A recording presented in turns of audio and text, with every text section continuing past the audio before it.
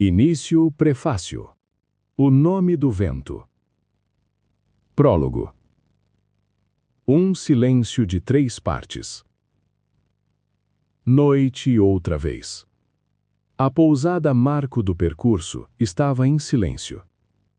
E era um silêncio em 3 partes. A parte mais óbvia era uma quietude oca e repleta de ecos, feita das coisas que faltavam. Se houvesse vento, ele sussurraria por entre as árvores, faria a pousada ranger em suas juntas e sopraria o silêncio estrada afora, como folhas de outono arrastadas. Se houvesse uma multidão, ou pelo menos um punhado de homens na pousada, eles encheriam o silêncio de conversa e riso, do burburinho e do clamor esperados de uma casa em que se bebe nas horas sombrias da noite. Se houvesse música, mas não, é claro que não havia música. Na verdade, não havia nenhuma dessas coisas, e por isso o silêncio persistia. Dentro da pousada, uma dupla de homens se encolhia num canto do bar. Os 2 bebiam com serena determinação, evitando discussões sérias ou notícias inquietantes. Com isso, acrescentavam um silêncio pequeno e soturno ao maior e mais oco. Ele formava uma espécie de amálgama, um contraponto. O terceiro silêncio não era fácil de notar. Se você passasse 1 hora escutando, talvez começasse a senti-lo no assoalho de madeira sobre os pés e nos barris toscos e lascados atrás do bar. Ele estava no peso da lareira de pedras negras, que conservava o calor de um fogo há muito extinto. Estava no lento vai-e-vem de uma toalha de linho branco esfregada nos veios da madeira do bar. E estava nas mãos do homem ali postado, que polia um pedaço de mogno já reluzente à luz do lampião. O homem tinha cabelos ruivos de verdade, vermelhos como a chama. Seus olhos eram escuros e distantes, e ele se movia com a segurança sutil de quem conhece muitas coisas. Dele era a pousada Marco do Percurso, como dele era também o terceiro silêncio. Era apropriado que assim fosse, pois esse era o maior silêncio dos 3, englobando os outros dentro de si. Era profundo e amplo como o fim do outono, pesado como um pedregulho alisado pelo rio. Era o som paciente, som de flor colhida, do homem que espera a morte. Capítulo 1. Um lugar para demônios. Era noite de Caedes, e o grupo de praxe se reunia na pousada Marco do Percurso. 5 pessoas não chegavam a ser propriamente uma grande aglomeração, mas eram tudo que a hospedaria andava recebendo nos últimos tempos, dada a situação vigente. O velho Cobb cumpria seu papel de contador de histórias e distribuidor de conselhos. Os homens no bar bebericavam e escutavam. No quarto dos fundos, um jovem hospedeiro se postava fora da visão deles, atrás da porta, sorrindo ao ouvir os detalhes de uma história familiar. Quando acordou o grande Taborlim, descobriu-se trancado numa torre alta. Tinham levado sua espada e tirado suas ferramentas, chave, moeda e vela. Tudo se fora. Mas isso não era o pior, vocês sabem. Colby fez uma pausa para aumentar o efeito, porque as lamparinas da parede emitiam uma chama azul. Graham, Jake e Shep acenaram com a cabeça, absurdos. Os 3 amigos haviam crescido juntos, ouvindo as histórias de Cobb e ignorando seus conselhos. Cobb olhou de perto para o membro mais novo e mais atento de sua pequena plateia, o aprendiz de ferreiro. Sabe o que isso quer dizer, garoto? Todos o chamavam garoto, apesar de ele ser um palmo mais alto que qualquer dos presentes. Sendo as cidadezinhas como são, o mais provável era que ele continuasse a ser garoto até ficar com a barba farta ou ensanguentar o nariz de alguém por causa disso. O aprendiz balançou a cabeça devagar. O Chandriano. Isso mesmo, disse Cobb, com um ar de aprovação. O Chandriano. Todo mundo sabe que o fogo azul é um dos sinais do grupo. Pois então ele estava... Mas como foi que eles o acharam? Interrompeu o garoto. E por que não o mataram quando tiveram chance? Cale a boca. Você terá todas as respostas antes do final. Repreendeu Jake. Deixe ele contar a história. Não precisa falar assim, Jake, interpôs Graham. O garoto só está curioso. Tome a sua bebida. Já tomei minha bebida, resmungou Jake. Preciso de outra, mas o hospedeiro ainda está esfolando ratos no quarto dos fundos. Ei! Exclamou, elevando a voz e batendo com o caneco vazio no tampo do bar de mogno. Tem gente com sede aqui. O hospedeiro apareceu com 5 tigelas de ensopado e 2 broas quentinhas. Serviu mais cerveja a Jake, Shep e ao velho Cobb, movimentando-se com um ar eficiente e atarefado. A história foi posta de lado enquanto os homens tratavam de jantar. O velho Cobb devorou sua tigela de ensopado com a desenvoltura predatória de um solteirão vitalício. Os outros ainda estavam soprando o vapor das tigelas quando ele terminou o último pedaço de pão e retomou a história. Pois então, Taborlin precisava fugir. Mas, ao olhar ao redor, viu que sua cela não tinha porta, nem janelas. Em toda a sua volta não havia nada além de pedra lisa e dura. Era uma cela da qual nenhum homem jamais havia escapado. Mas Taborlin sabia os nomes de todas as coisas, prosseguiu, de modo que todas as coisas estavam sob o seu comando. Ele disse à pedra: "Quebre!" E a pedra se quebrou. A parede se rasgou feito um pedaço de papel, e pelo buraco Taborlin pôde ver o céu e respirar o ar adocicado da primavera. Pisou na borda, olhou para baixo e, sem pensar 2 vezes, deu um passo no ar. Os olhos do garoto se arregalaram. Ele não pode ter feito isso! Cobb balançou a cabeça, com um ar sério. E assim Taborlin caiu, mas não se desesperou. É que ele sabia o nome do vento, e por isso o vento lhe obedecia. Falou com o vento, que o aninhou e afagou. Levou-o até o chão com a suavidade de um sopro na lanugem de um cardo, e o pôs de pé devagarzinho, como um beijo materno. Quando chegou ao solo, ele apalpou o lado em que o haviam esfaqueado, e viu que mal havia um arranhão. Bem, pode ser que tenha sido apenas sorte, disse Cobb, com um tapinha de entendido na lateral do nariz. Ou talvez tenha tido a ver com o amuleto que ele usava embaixo da camisa. Que amuleto? Perguntou o garoto, ansioso, com a boca cheia de ensopado. O velho Cobb reclinou-se no banco, contente pela oportunidade de se estender. E foi uma coisa muito sensata, disse Graham ao garoto, baixinho. Todo mundo sabe. O latoeiro paga em dobro pela bondade. Não, resmungou Jake. Fale direito. O conselho do latoeiro dobra a bondade em dinheiro. O hospedeiro se manifestou pela primeira vez nessa noite. Na verdade, você está pulando mais da metade, disse, parado no vão da porta atrás do bar. Dívida de latoeiro é sempre quitada. Se é negócio simples, 1 vez por cada. 2 pela ajuda, se de graça é dada, e 3 há de pagar a ofensa praticada.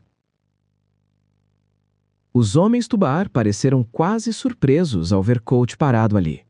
Fazia meses que iam a Marco do Percurso toda noite de Caedes, e ele nunca havia interposto nada até então. Não que se pudesse esperar outra coisa, na verdade. Mal fazia 1 ano que estava na cidade. Ainda era um estranho.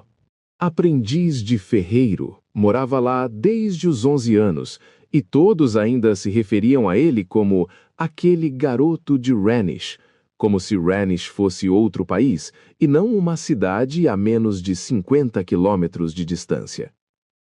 É só uma coisa que ouvi um dia, disse Coates, para encher o silêncio, obviamente constrangido. O velho Cobb balançou a cabeça antes de pigarrear e tornar a se lançar na história. Pois bem, Esse amuleto valia um balde inteiro de régios de ouro. Mas, graças à bondade de Taborlin, o latoeiro o vendeu a ele por nada além de um vintém de ferro, um de cobre e um de prata. Era negro como uma noite de inverno e frio como gelo. Mas, enquanto Taborlin o usasse no pescoço, ficaria livre dos danos de coisas maléficas, demônios e outros que tais. Eu daria um bom dinheiro por um amuleto desses hoje em dia, disse Shep, com ar lúgubre. Ele era quem mais tinha bebido e menos falado ao longo da noitada. Todos sabiam que alguma coisa ruim acontecera em sua fazenda no último dia da Pira 2, à noite. Mas, como eram bons amigos, percebiam que não deviam pressioná-lo para obter detalhes. Pelo menos não tão cedo. Não enquanto estivessem sóbrios como estavam. Ora, e quem não daria? Retrucou o velho Cobb, em tom judicioso, bebendo uma boa golada. Eu não sabia que o Chandriano era um grupo de demônios, comentou o garoto. Tinha ouvido falar. Eles não são demônios, interrompeu Jake com firmeza. Foram as primeiras 6 pessoas a recusar a escolha do caminho proposta por Terlo. Então ele os amaldiçoou e os condenou a vagar pelos confins. É você que está contando essa história, Jacob Walker? Perguntou Cobb, ríspido. Porque, se for, eu o deixo continuar. Os dois se olharam de cara feia por um bom minuto, mas Jake acabou desviando o rosto e resmungando alguma coisa que bem poderia ser um pedido de desculpas. Cobb voltou-se outra vez para o garoto. As notas se encontram ao final do livro, como no original. Note by say. Idem, nota 1. Esse é o mistério do Chandriano, explicou. De onde vem o grupo? Para onde vai depois de praticar suas maldades sangrentas? Serão homens que venderam a alma? Demônios? Espíritos? Ninguém sabe, concluiu. Em seguida lançou um olhar profundamente desdenhoso a Jake. Embora qualquer bobalhão afirme saber. Nesse ponto, a história enveredou por novas altercações a respeito da natureza do Chandriano, dos sinais que indicavam sua presença aos precavidos e de determinar se o amuleto protegeria Taborlin de bandidos, cães raivosos ou de uma queda do cavalo. As coisas iam ficando quentes quando a porta da entrada se abriu de chofre. Jake virou-se. Já era hora de você chegar, Carter. Diga a esse idiota a diferença entre um demônio e um cão. Todo mundo interrompeu-se no meio da frase e correu para a porta. Pelo corpo de Deus, o que aconteceu com você? Carter entrou na parte iluminada, com o rosto pálido e sujo de sangue. Segurava junto ao peito uma velha manta paracela, que tinha uma forma estranha, desajeitada, como se embrulhasse um monte de gravetos. Os amigos pularam das banquetas e correram em sua direção ao vê-lo. Eu estou bem, disse ele, entrando a passos lentos no salão. Tinha o olhar meio arisco, feito um cavalo assustado. Estou bem, estou bem. Largou na mesa mais próxima a trouxa de manta que bateu com força na madeira, como se estivesse cheia de pedras. A roupa de Carter estava retalhada em cortes compridos e retos. A camisa cinza pendia em frangalhos, exceto nos pontos em que se grudara no corpo, manchada de um vermelho escuro e sombrio. Graham tentou ajudá-lo a se acomodar numa cadeira. Pela mãe de Deus, sente-se, Carter. Que foi que aconteceu? Sente-se. Carter abanou a cabeça obstinado. Eu já disse que estou bem. Não me machuquei tanto assim. Quantos foram? Indagou Graham. 1. Mas não é o que vocês estão pensando. Raios, eu lhe avisei, Carter, explodiu o velho Cobb, com o tipo de raiva assustada que só os parentes e amigos íntimos conseguem acumular. Já faz meses que eu lhe aviso. Você não pode sair sozinho, nem mesmo só para ir a Baden. Não é seguro. Jake pôs uma das mãos no braço do velho, para acalmá-lo. Trate apenas de se sentar, repetiu Graham, ainda tentando conduzir Carter a uma cadeira. Vamos tirar essa sua camisa e limpá-lo. Carter abanou a cabeça. Eu estou bem. Só me cortei um pouco, mas o sangue é quase todo da Nelly. A coisa pulou em cima dela. Matou-a a uns 3 quilômetros da entrada da cidade, depois da velha ponte de pedra. A notícia foi seguida por um momento grave de silêncio. O aprendiz de ferreiro pôs sua mão solidária no ombro de Carter. Droga, isso é duro. E olhe que ela era meiga feito um cordeiro. Nunca tentou morder nem escoiciar quando você a levava para pôr ferraduras. A melhor égua da cidade. Droga, Sua voz se extinguiu. Droga, não sei o que dizer, repetiu, olhando em volta com ar desamparado. Cobb finalmente conseguiu livrar-se de Jake. Eu bem que avisei, reiterou, balançando o dedo na direção de Carter. Nos últimos tempos, tem gente por aí que é capaz de matar por um par de vinténs, que dirá por um cavalo e uma carroça. O que vai fazer agora? Vai puxá-la, você mesmo? Fez-se um momento de silêncio incômodo. Jake e Cobb trocaram olhares furiosos, enquanto os demais pareciam incapazes de falar, sem saber ao certo como consolar o amigo. O hospedeiro se deslocou com cuidado em meio ao silêncio. Com os braços carregados, contornou Shep em passos ágeis e começou a arrumar umas coisas numa mesa próxima. Uma vasilha com água quente, um tesourão, panos limpos, alguns frascos de vidro, agulha e linha para suturar. Isso nunca teria acontecido se ele tivesse me escutado para começo de conversa, resmungou o velho Cobb. Jake tentou acalmá-lo, mas Cobb o afastou. Só estou dizendo a verdade. É uma pena o que aconteceu com a Nelly, mas é melhor ele me dar ouvidos agora, senão vai acabar morto. Não se tem sorte 2 vezes com esse tipo de gente. A boca de Carter formou uma linha fina. Ele esticou o braço e puxou a ponta da manta ensanguentada. O que quer que estivesse lá dentro rolou uma vez e ficou preso no tecido. Carter puxou com mais força e houve um barulhão, como se um saco de seixos do rio virasse sobre o tampo da mesa. Era uma aranha do tamanho de uma roda de carroça, negra como uma lousa. O aprendiz de ferreiro deu um pulo para trás e esbarrou numa mesa, derrubando-a e quase caindo no chão. Cobb ficou boquiaberto. Graham, Shep e Jake emitiram sons assustados, sem palavras, e se afastaram, levando as mãos ao rosto. Carter deu um passo atrás, quase como um tique nervoso. O silêncio encheu o aposento, feito suor frio. O hospedeiro franziu o senho. Ainda não era para eles terem avançado tanto para o oeste, murmurou baixinho.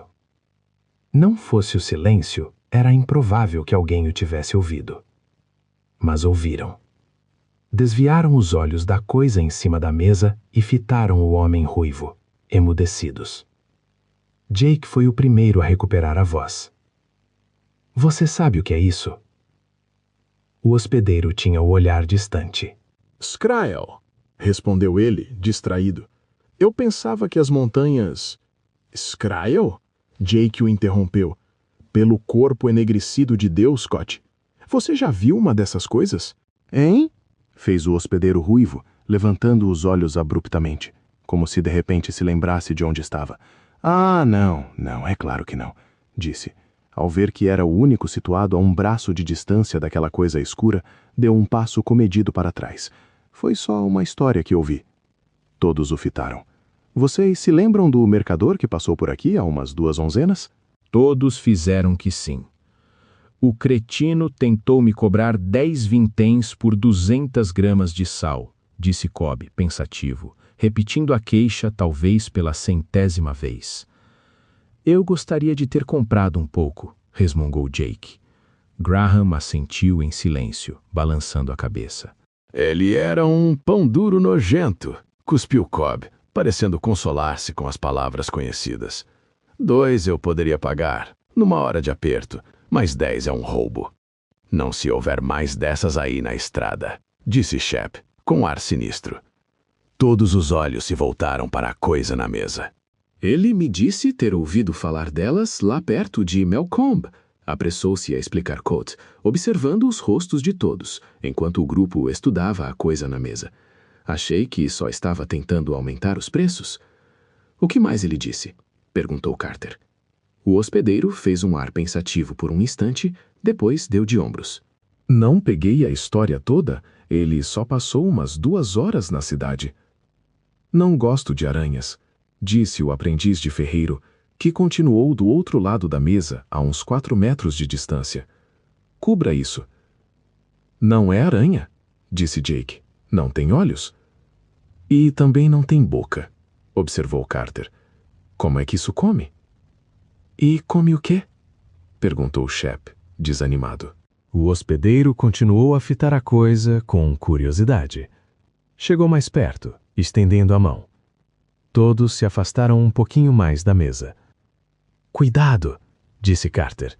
Os pés são afiados feito facas. São mais como lâminas, eu diria, comentou Colt. Seus dedos longos roçaram o corpo negro e amorfo do Skrull. É liso e duro feito louça. Não mexa com esse troço, disse o aprendiz. Movendo-se com cautela, o hospedeiro pegou uma das pernas compridas e lisas e tentou quebrá-la com as 2 mãos, como um graveto. Louça. Não. Corrigiu-se. Pôs a perna da coisa na borda da mesa e apoiou o peso do corpo sobre ela, que se partiu com um estalo forte. Parece pedra, comentou, e olhou para Carter. Como foi que ele ficou com todas essas rachaduras? Indagou, apontando para as fraturas finas que fissuravam a superfície negra e lisa do corpo. A Nelly caiu em cima dele, respondeu Carter. Essa coisa pulou de uma árvore e começou a andar pelo corpo dela, cortando-a com os pés. Era muito rápida, nem entendi o que estava acontecendo. Carter finalmente afundou na cadeira que Graham insistia em lhe oferecer, e prosseguiu. A Nelly se enroscou nos arreios e caiu em cima desse troço, quebrou-lhe umas pernas. Depois ele veio atrás de mim, me alcançou e começou a rastejar por tudo, disse, cruzando os braços sobre o peito ensanguentado e estremecendo.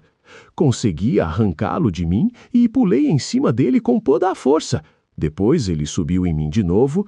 A voz de Carter se extinguiu, o rosto empalideceu. O hospedeiro balançou a cabeça pensativo e continuou a investigar a coisa.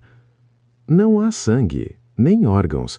É tudo cinza por dentro, disse, cutucando-o com um dedo.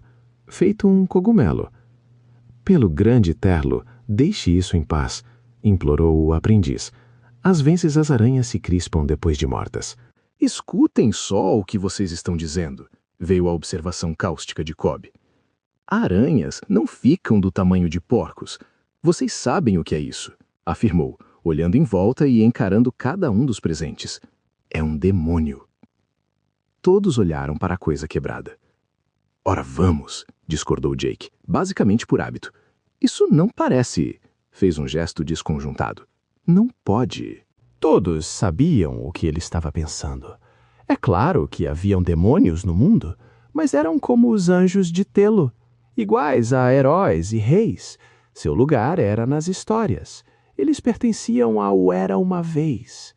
O grande Taborlin invocava o fogo e o raio para destruir os demônios. Telo os estraçalhava nas mãos e os atirava uivando no vazio sem nome.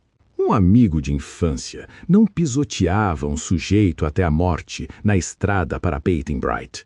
Isso era ridículo. Colt passou a mão pelo cabelo ruivo e rompeu o silêncio. Só há um jeito de saber, com certeza, disse, enfiando a mão no bolso. Ferro ou fogo? E puxou uma bolsinha de couro estufada. E o nome de Deus, salientou Granan. Os demônios temem 3 coisas: o ferro frio, o fogo vivo e o santo nome de Deus. A boca do hospedeiro se espremeu numa linha reta, que não chegou a ser propriamente uma carranca. É claro, concordou ele, esvaziando a bolsa na mesa e vasculhando as diversas moedas misturadas, pesados talentos e finas lascas de prata, iotas de cobre, moedas de meio vintém e ocres de ferro. Alguém tem um guza? Use um ocre, disse Jake. É ferro de boa qualidade. Não quero ferro de boa qualidade, retrucou o hospedeiro. O ocre tem carbono demais, é quase aço. Ele tem razão, confirmou o aprendiz. Só que não é carbono. A gente usa coque para produzir aço. Coque e cal. O hospedeiro meneou a cabeça para o garoto, com ar deferente. Você é que sabe, meu jovem mestre. Afinal, é o seu ofício, disse. Seus dedos compridos finalmente encontraram um guza no monte de moedas. Aqui temos.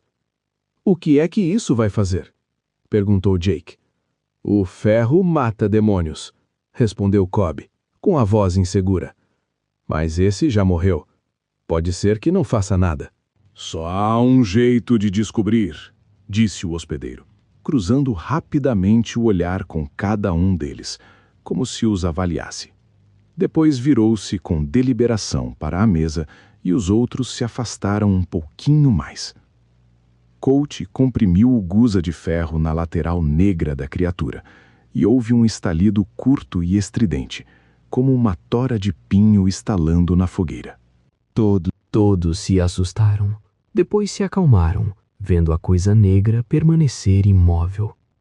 Cobb e os outros trocaram sorrisos trêmulos, feito meninos assombrados por uma história de fantasmas.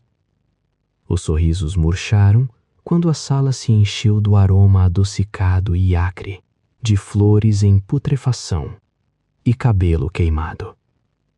O hospedeiro apertou o guza na mesa com um clique agudo. Bem, disse, esfregando as mãos no avental, acho que isso resolve a questão. Que faremos agora? Horas depois, o hospedeiro se postou à entrada da marco do percurso e deixou os olhos relaxarem na escuridão. Rastros de luz das janelas da hospedaria se estendiam pela estrada de terra e pelas portas da ferraria do outro lado. Não era uma estrada larga, nem muito movimentada. Não parecia levar a parte alguma, como faziam outras estradas. O hospedeiro inalou o ar outonal, respirando fundo, e olhou ao redor, inquieto, como se esperasse acontecer alguma coisa. Chamava-se Cote.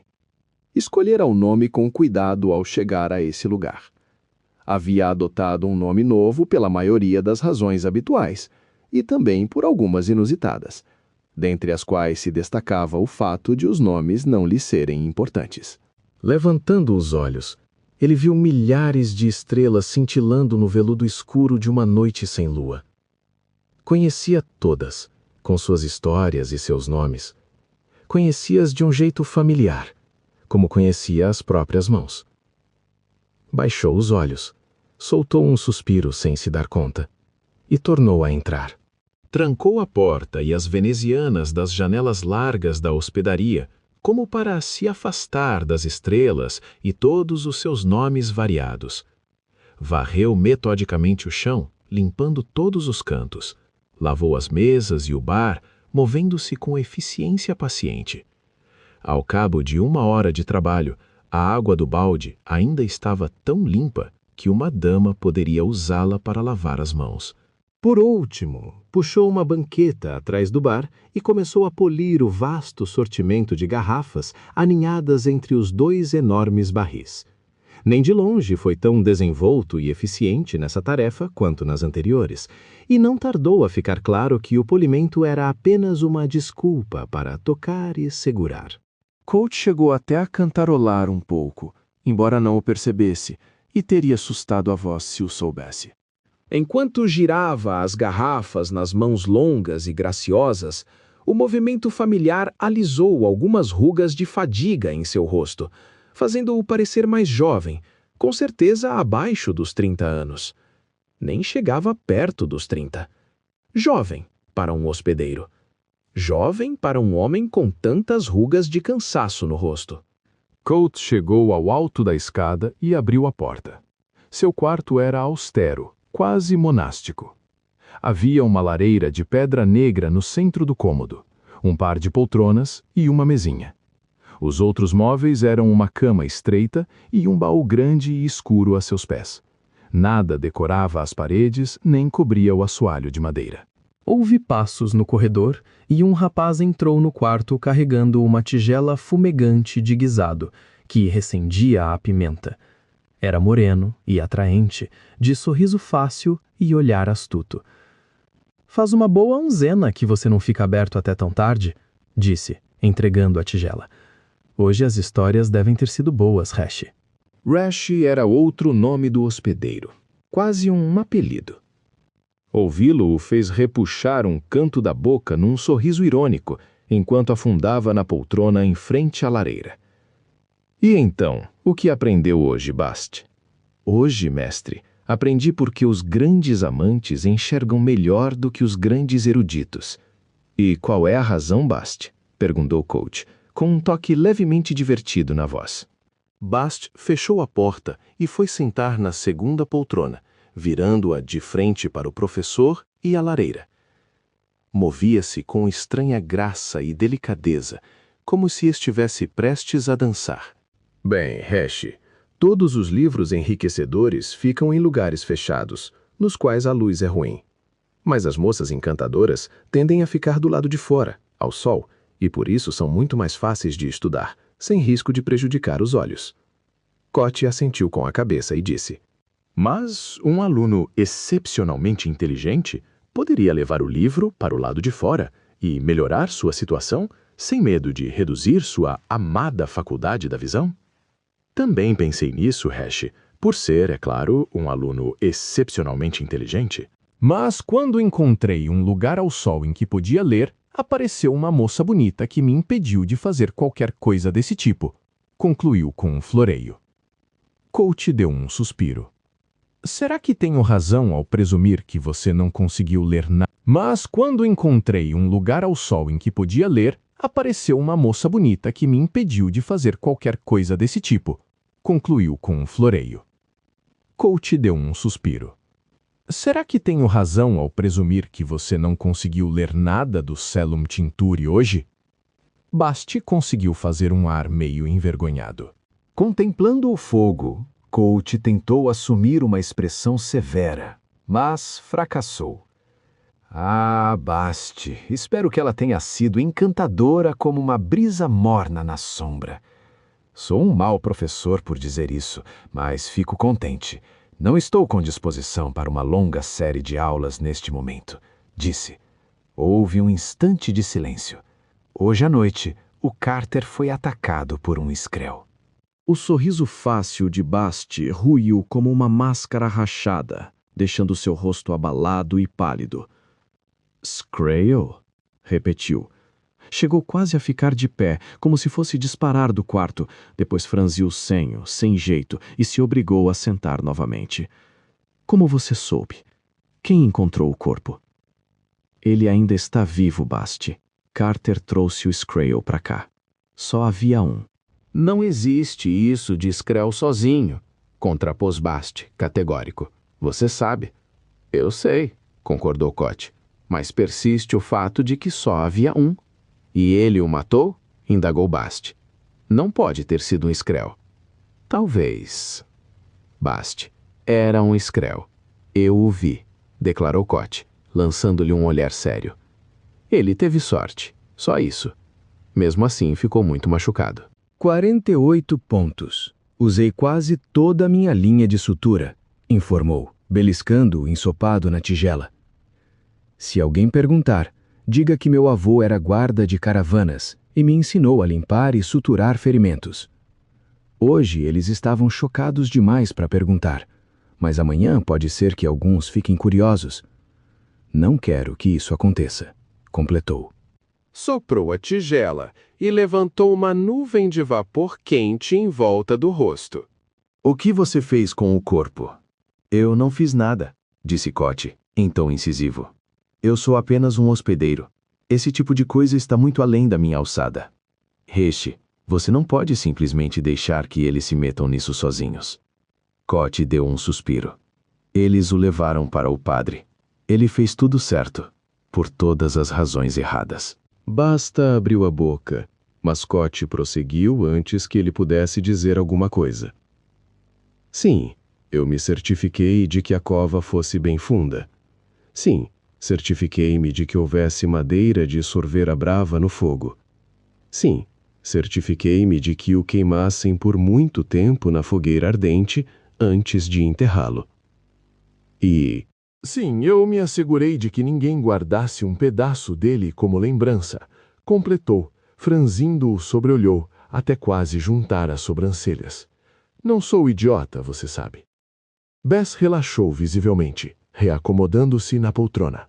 Sei que não é, Hash, mas eu não confiaria em que metade dessa gente soubesse urinar na direção do vento sem ajuda, retrucou o rapaz. Fez um ar pensativo por um momento. Não consigo imaginar por que só havia um. É possível, admitiu Bast, com relutância. Talvez tenha sido aquele temporal de dias atrás, lembrou Colt. Um verdadeiro virador de carroças, como costumávamos dizer nos tempos da trupe. Pode ser que todo aquele vento e a chuva tenham feito um deles se desgarrar do bando. Gosto mais da sua primeira ideia, Hash, disse Bast, incomodado. 3 ou 4 Skrells passariam por esta cidade como uma faca quente na manteiga. Seria mais como várias facas quentes atravessando várias dezenas de lavradores, retrucou Bast em tom seco. Essa gente não sabe se defender. Aposto que não há nem 6 espadas em toda a cidade. Não que as espadas fossem adiantar grande coisa contra um Scryer. Houve uma longa pausa de silêncio pensativo. Passado mais um momento, Bast começou a se remexer. Há alguma novidade? Cote abanou a cabeça. Hoje eles não chegaram às notícias. O Carter perturbou a situação quando ainda estavam contando histórias. Já é alguma coisa, suponho. Amanhã à noite eles voltam. Isso lhes dará algo que fazer. Cote cutucou preguiçosamente o ensopado com a colher. Eu devia ter comprado o Skrell do Carter, refletiu. Ele podia ter usado o dinheiro num cavalo novo. Viria gente de toda parte para vê-lo. Poderíamos ter algum movimento, para variar. Bast lançou-lhe um olhar mudo, horrorizado. Colt fez um gesto pacificador com a mão que segurava a colher. Estou brincando, Bast, deu um sorriso tímido. Mesmo assim, teria sido bom. Não, Hash, com toda certeza não teria sido bom, objetou Bas enfaticamente. Viria gente de toda parte para vê-lo, repetiu em tom zombeteiro. Até parece. O movimento seria bom, esclareceu Colt. O movimento seria bom. Tornou a fincar a colher no ensopado. Qualquer coisa já seria agradável. Os dois permaneceram quietos por um bom momento. Colt franzindo o senho para a tigela de ensopado nas mãos, com o olhar distante. Isto aqui deve ser terrível para você, Bast, disse por fim. Você deve ficar entorpecido de tédio. Baste encolher os ombros.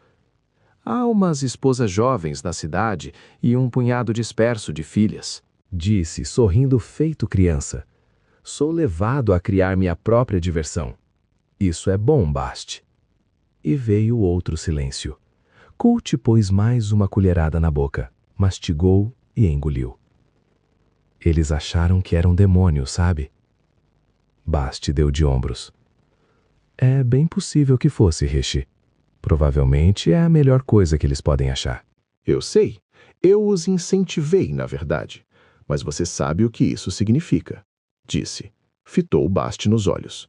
O ferreiro ficará com os negócios movimentados nos próximos dias. O rosto do rapaz assumiu uma expressão cuidadosamente vazia. Ah! Cote balançou a cabeça. Não vou censurá-lo se quiser ir embora, Bast. Você tem lugares melhores para ficar do que aqui. A expressão do outro foi de choque. Eu não poderia ir embora, Hash, disse. Abriu e fechou a boca algumas vezes, incapaz de encontrar as palavras. Quem mais me ensinaria? Cote sorriu. E por um instante, seu rosto mostrou como ele era realmente jovem. Por trás das rugas cansadas e da expressão plácida de hospedeiro, parecia não ser mais velho do que seu companheiro de cabelos pretos. É mesmo? Quem? Indagou. Apontou para a porta com a colher. Então vá fazer suas leituras ou importunar a filha de alguém. Tenho certeza de que você tem coisas melhores a fazer do que me olhar enquanto eu como. Na verdade... Vá de retro, Satanás! Exclamou Colt, passando para um sotaque têmico carregado, ainda com a boca meio cheia. Tel Zantausa Erhal. De susto, Basti soltou uma gargalhada e fez um gesto obsceno com uma das mãos. Cote engoliu e trocou de língua. Aroite denaleian.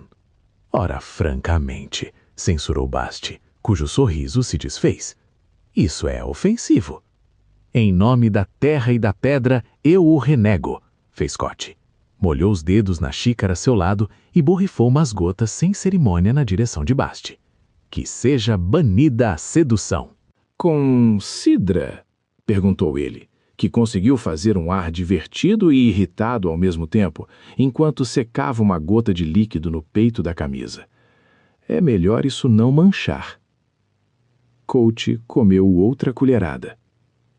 Vá colocá-la de molho. Se a situação ficar desesperadora, recomendo que você se sirva de uma das numerosas fórmulas de solventes constantes do Salum Tincture. Capítulo 13, eu acho.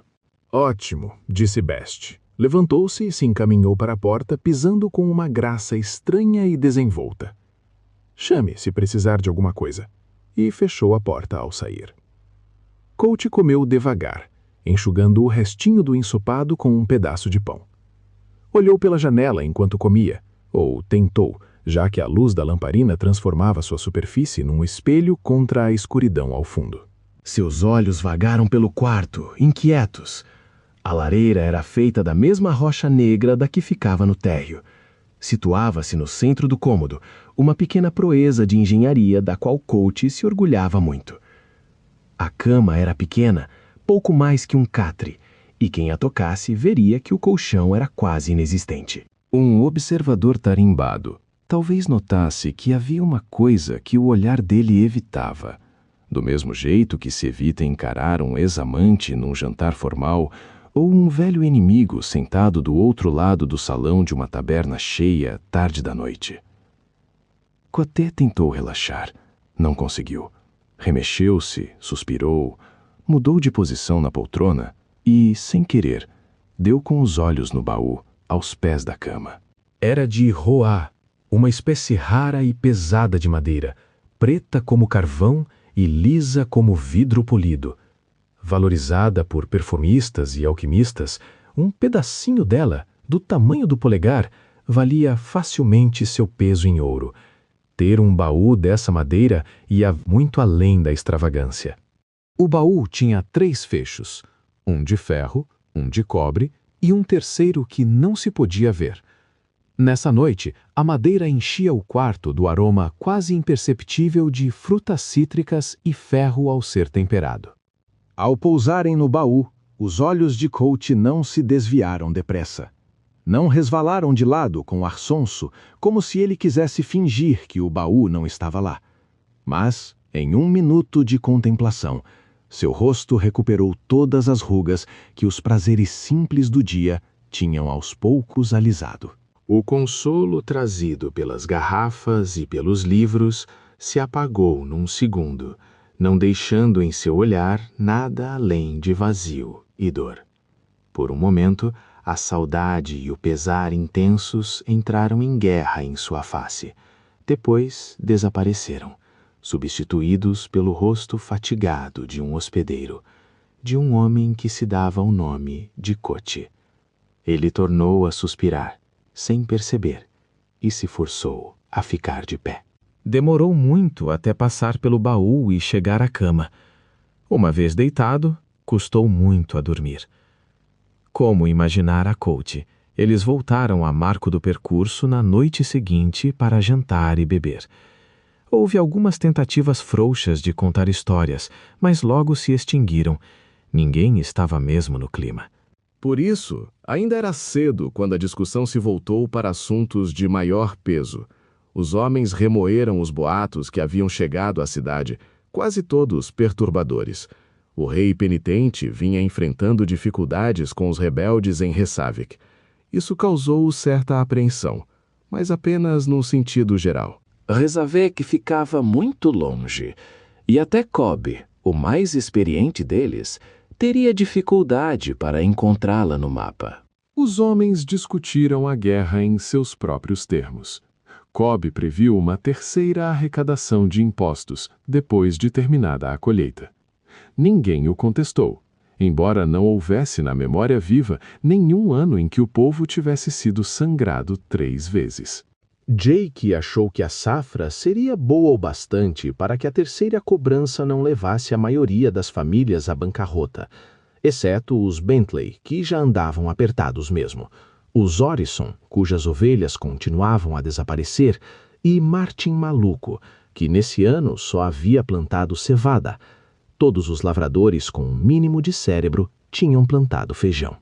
Essa era uma coisa boa em toda aquela brigalhada. Soldados comiam feijão e os preços subiriam. Depois de mais alguns cocos, expressaram-se preocupações mais profundas.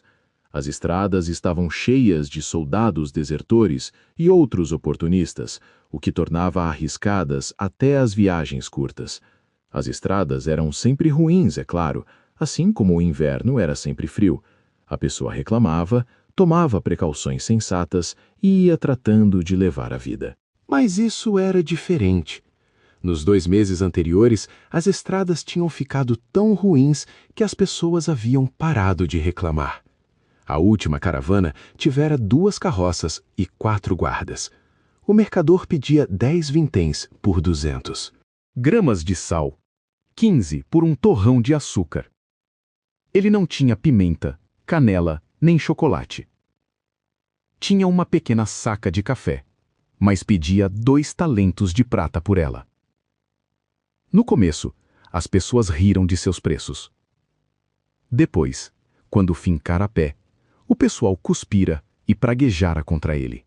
Isso tinha sido 2 onzenas antes, 22 dias. Não surgira nenhum outro mercador sério desde então, embora essa fosse a temporada certa para tal. Por isso, mesmo com a terceira arrecadação de impostos avultando na cabeça de todos, as pessoas remexiam na bolsa e desejavam ter comprado alguma coisinha, para o caso de as neves chegarem cedo. Nenhum deles falou da noite anterior, nem da coisa que haviam queimado e enterrado. Outras pessoas comentavam, é claro. A cidade fervilhava de fofocas. Os ferimentos de Carter garantiam que as histórias fossem levadas mais ou menos a sério, porém não muito mais do que meio a sério. Falava-se a palavra demônio, mas com sorrisos parcialmente escondidos por trás das mãos levantadas. Só os 6 amigos tinham visto a coisa antes de ela ser queimada. Um deles fora ferido, e os outros tinham estado bebendo. O padre também a vira, mas ver demônios era seu ofício. Os demônios eram bons para seus negócios. O hospedeiro a vira igualmente, parecia. Mas não era da região. Não podia conhecer a verdade tão evidente para todos os nascidos e criados naquela cidadezinha. Ali se contavam histórias, mas estas aconteciam noutros lugares. Ali não era lugar para demônios.